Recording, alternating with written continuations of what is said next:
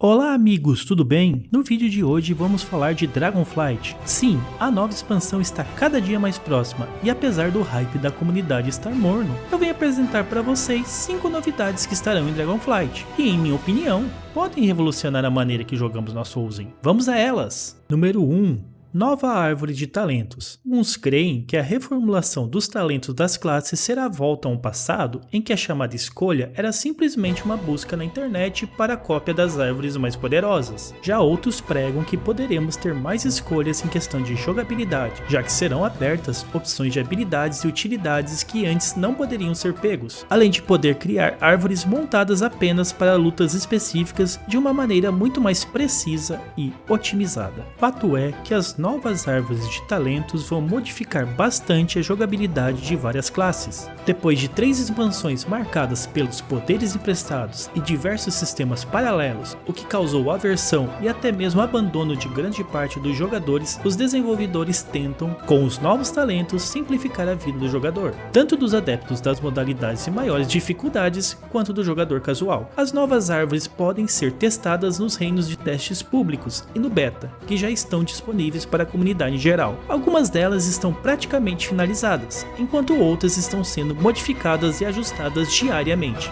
Assim que elas forem finalizadas, faremos vídeos sobre as árvores de talento de cada classe, para jogadores iniciantes e casuais terem uma ideia de como começar a sua configuração. Por hora é esperar. Número 2. Profissões. As profissões em um MMORPG são fundamentais para o acúmulo de moeda corrente do jogo e geralmente são partes importantes do chamado endgame horizontal, ou seja, aquele em que a progressão não envolve poder. Porém no WoW, ao longo dos anos, elas foram perdendo a importância, de tal forma que muitas delas são basicamente a mesma coisa há tempos, apenas recebendo atualizações dos reagentes e produtos, e outras foram totalmente esquecidas, como arqueologia e primeiros socorros. Em Shadowlands, elas voltaram a ter destaque, pois a produção dos lendários necessitava de itens produzidos por profissões e que eram comprados por gold na casa de leilões, agitando também a economia do jogo. Apesar desse sistema ser muito controverso por motivos de incentivar o pay to win, aparentemente foi o pontapé inicial. Dragonflight, o aceno é de uma reformulação total. As profissões serão um endgame do jogo e teremos como promessas quests exclusivas, transmogs, plataforma de trabalho, ou seja, um local específico para você trabalhar na capital Valdrakken, árvore de talentos e especialização para a profissão. Isso mesmo, você poderá ser um ferreiro especialista em capacetes, por exemplo, indicadores de qualidade de itens e possibilidade de produzir gear relevante para a venda, podendo chegar ao nível de raids míticas. Mudanças promissoras, porém ainda não temos o acesso total a essas novidades. Vamos aguardar as próximas semanas.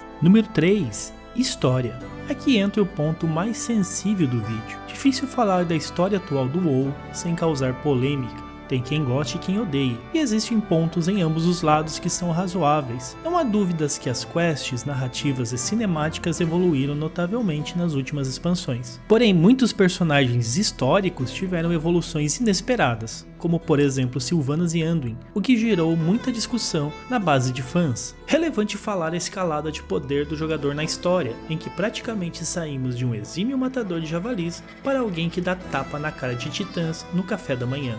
Em Dragonflight, a promessa é uma história mais pés no chão, apesar de estarmos nas Ilhas dos Dragões, centrada em Azeroth, com a presença de vários personagens clássicos. Com o advento das atividades interfacções, uma nova história pode ser base para a construção de algo correspondente a essa nova era. Sem dúvida uma boa ideia, mas vamos aguardar sua execução. Número 4. Guildas e interfacções. Em minha opinião, essa será a maior revolução da nova expansão. Em recentes entrevistas, o diretor do WoW, Ian Hazzikostas, disse que a equipe está trabalhando em algumas limitações técnicas, mas até o final de Dragonflight teremos implementado as guildas interfacções. Ou seja, em um reino como o Azhalon, os integrantes da Aliança e Horda poderão se organizar em uma mesma guilda para fazer as atividades de endgame. Alguns puristas acham que isso acabará totalmente com a identidade do jogo, pois para eles, a guerra das facções é a base do Warcraft. E assim o jogo foi construído ao longo de décadas. Não faz sentido nenhum orcs e humanos se organizarem para cooperarem. Porém, em minha opinião, isso não faz sentido e justifica em 2 pontos. Primeiro, a lore do WoW já não foca nessa rivalidade há muito tempo. Apesar de BFA, uma expansão recente, ter sido vendida como seu retorno, na verdade vimos que existem em Azeroth problemas bem maiores do que essa birra, o que levou ambos os líderes a buscarem uma coexistência pacífica e alianças pontuais. Essa Guerra Fria, em minha opinião, será bastante interessante, pois obviamente existem tensões, ressentimentos e pedido de vinganças entre os membros das duas facções. A paz não foi bem aceita por todos, e teremos com certeza eventos que demonstrarão esse fato, mas a história não ser limitadas apenas a isso, abre caminhos para explorar vários temas no universo de Azeroth, sem se preocupar em como justificar a guerra entre azuis e vermelhos. Segundo, MMOs devem favorecer o jogo em conjunto. As facções ao longo dos anos foram limitando guildas e jogadores nos conteúdos. Surgiram mega servidores monofacções, deixando jogadores de servers menores limitados ao PUG e em apuros enormes com casas de leilões quebradas. Muitos jogadores acabaram seguindo a facção majoritária em vez da preferida, o que acentuou ainda mais esse problema. Mas felizmente a Blizzard acordou. O patch 9.2.5 trouxe a possibilidade de fazer grupos interfacções para conteúdos instanciados, como raids, míticas mais e PVP ranqueado. E o patch 9.2.7 reuniu as casas de leilões regionalmente para a venda de commodities. Hoje um jogador da aliança no Nemesis pode tranquilamente jogar com seus amigos da Horda do Azrael, além de ter uma casa de leilões um pouco mais saudável. Uma qualidade de vida indiscutível. Agora, com guildas interfacções, abre a possibilidade do jogador ficar em um server monofacção, sem deixar que a sua escolha prejudique a sua jogabilidade. Porém, essa novidade ainda não tem data para ser implementada, então nos resta apenas esperar. 5. Endgame casual.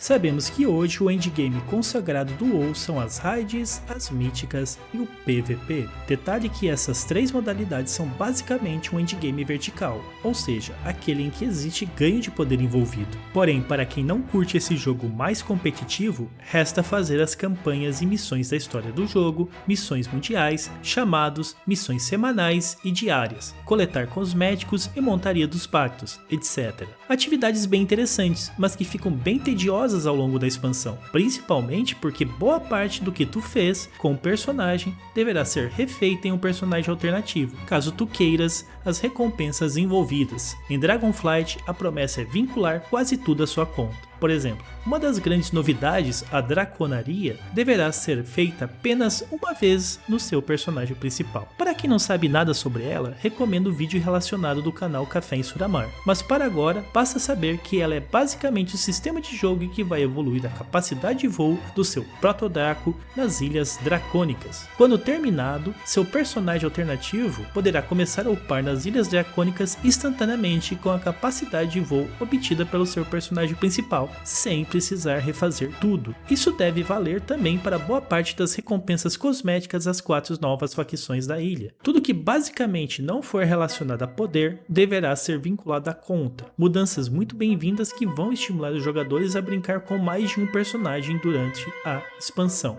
Bom amigos, por hoje é isso. Espero que tenham gostado do vídeo, e agora é com vocês. Qual das novidades de Dragonflight vocês acham que será mais marcante, pessoal? Qual vocês acham que será a melhor? Quais vocês estão mais empolgados para testar? Deixe nos comentários sua opinião, ela é muito importante para o canal. Fiquem bem, abraços e tchau!